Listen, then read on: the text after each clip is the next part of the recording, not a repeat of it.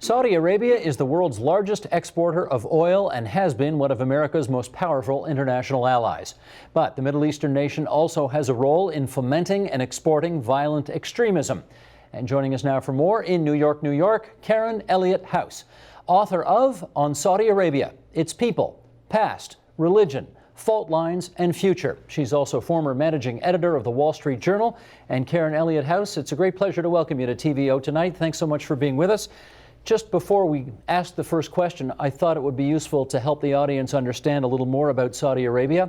So here's a little fact file. Its capital is Riyadh, a population of 27 million, making it a little smaller than Canada. Immigrants make up more than 30% of the population. 70% of Saudis are under the age of 30. The official state religion, of course, is Islam. 85 to 90% Sunni Muslim, 10 to 15% Shia Muslim. And the gross domestic product of Saudi Arabia, as measured in U.S. dollars, works out to a little over $700 billion.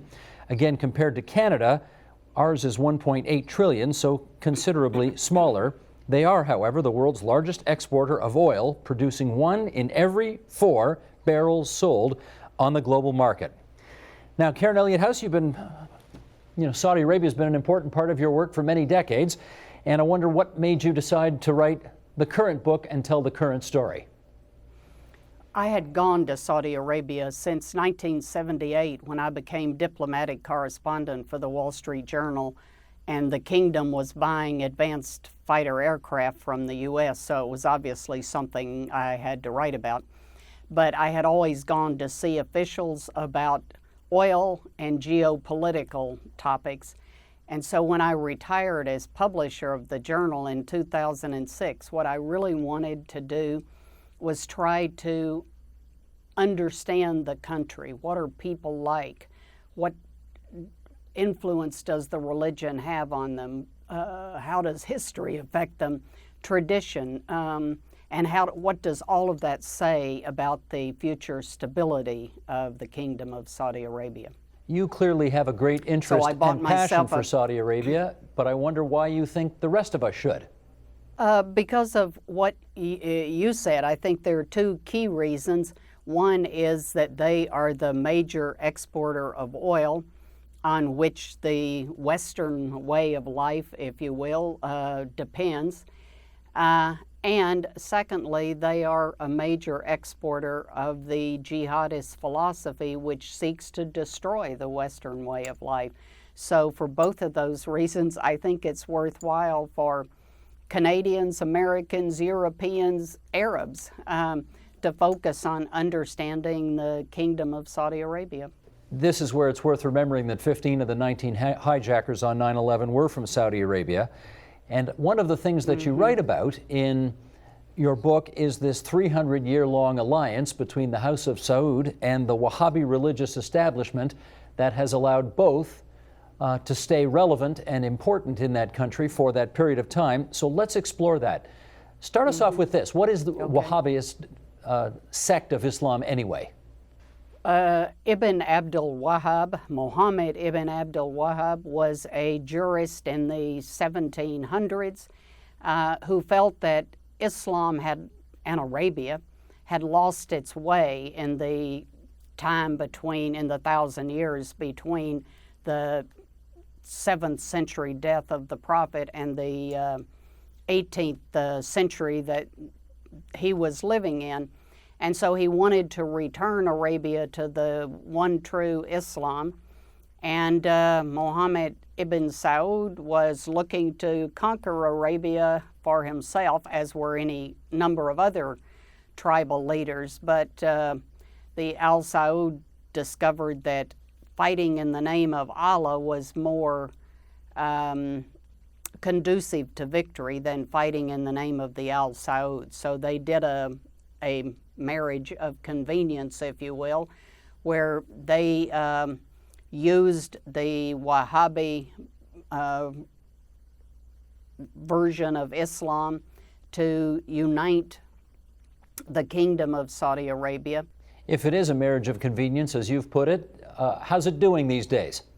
It is, I think, a troubled marriage because the the conservatives in Saudi Arabia see their religious establishment as being not genuinely religious, as being the puppets of the ruling family.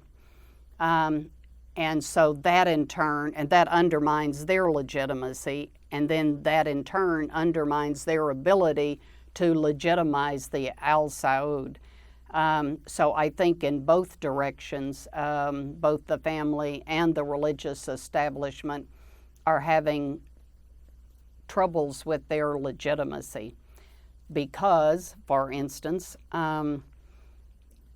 the religious establishment preaches constantly that men and women who are not related must not mix. But the king of Saudi Arabia has built a big new university that opened in 2010 where men and women, Saudi men and women, mix and also mix with infidel men and women, another no-no in Islam. So the religious basically have kept their mouths shut about this. So the moderates say if the king can muzzle the religious on something like this, why can't he do more to modernize and moderate our country? And the conservatives say this royal family has lost its way and this religious establishment has lost its way. So that's where you get some of the willingness to buy in to the current ISIS philosophy of we need to declare a new Islamic caliphate and return to proper Islamic religion. Well, this is one of the things that I suspect is a great enigma that people do not understand, and I'm hoping that you can clarify it for us somewhat. Saudi Arabia is now part of this American coalition to fight ISIS, and yet so much of the religious extremism that America is fighting right now has its genesis in Saudi Arabia. How does everybody with a straight face handle these contradictions? I think they don't. The royal family, the ruling family, has one overriding principle, and that is perpetuating their control of the Kingdom of Saudi Arabia.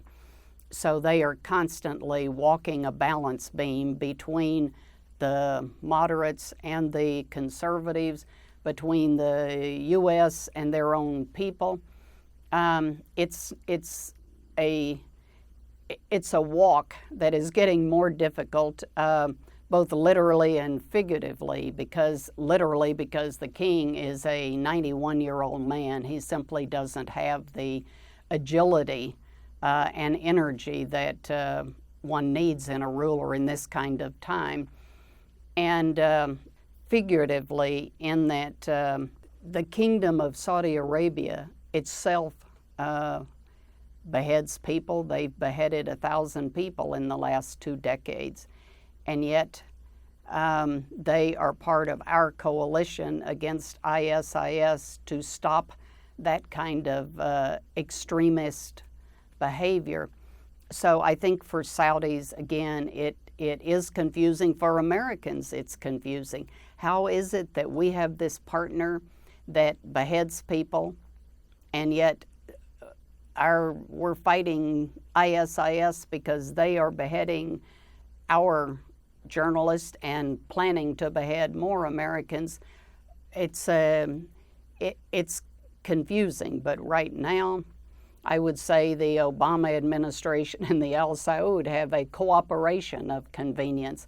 The president needs to do something because Americans look at ISIS with fear, and the Saudis need to do something because they are the foremost people, in my view, in the crosshairs of ISIS.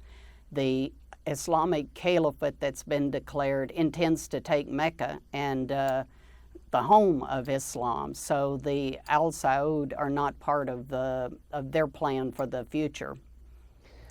Well, let's finish up on this issue, because the United States obviously wants to eliminate ISIS, Islamist extremism, etc. On the other hand, they help make Saudi Arabia the world's largest exporter of oil. They want a stable Saudi Arabia. On the other hand, they want an end to this kind of extremism. Can they actually have it both ways? They will continue to try. I think it is going to be harder. I mean, oil prices right now, if you notice, have declined over the last several months. The Saudis have a lot of money, so they can continue to live with declining oil prices, but it is not a marriage, I'm sorry to say, made in heaven, and it will not result in the destruction of ISIS. It is not going to be possible just by bombing them.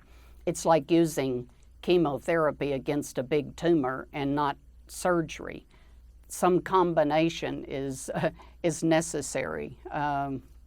So the bombing is bombing it with chemotherapy, but the tumor may shrink, but it won't go away.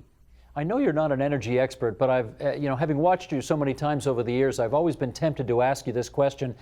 If America somehow were able to get off oil and devote itself entirely to whatever, nuclear, renewables, solar, wind, whatever, is it possible that it could actually drop its relationship with Saudi Arabia altogether and just say, we don't need your oil, good riddance, goodbye? I think we already need Saudi oil much less. I mean, all of this fracking that's going on in the U.S. and Canada has raised domestic production, I think, somewhat more than 3 million barrels. And energy efficiency has saved another 3 million barrels, which is one of the reasons the price of oil is declining, even with all the turmoil in the Middle East. So for oil reasons, I think we'll need them less, but we need some friends somewhere in the Middle East other than Israel, because it's a part of the world that we can't entirely wash our hands of, because if Iran becomes a nuclear power, we need to have proximity to deal with that. And the world continues to need oil. I mean, the Europeans do, the Chinese. Now, we don't want to die for the Europeans and the Chinese to have oil, but the global economy continues to need oil, and we're part of the global economy. So I don't see us, just locking the door and letting Saudi Arabia turn into a sandy desert again. That's the answer. But I think we will, and already are less accommodating of the Saudis. That's the answer I've been wondering about for many years. Karen Elliott House, it's good of you to join us on the line from New York tonight. Thanks very much. Thank you. Support Ontario's public television. Donate at tvo.org.